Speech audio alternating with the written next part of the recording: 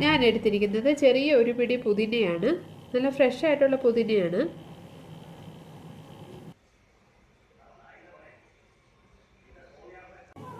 പുതിനയുടെ ഇല ഒന്ന് സെപ്പറേറ്റ് ചെയ്യാം.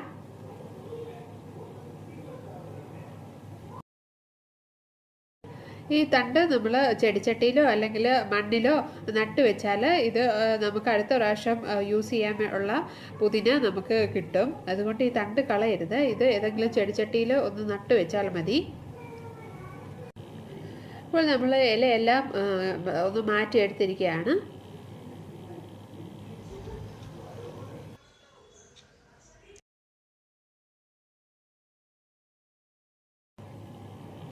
ഏകദേശം 1/2 കപ്പ് പുതിനയുടെ ഇല നമ്മൾ എടുത്തിട്ടുണ്ട്.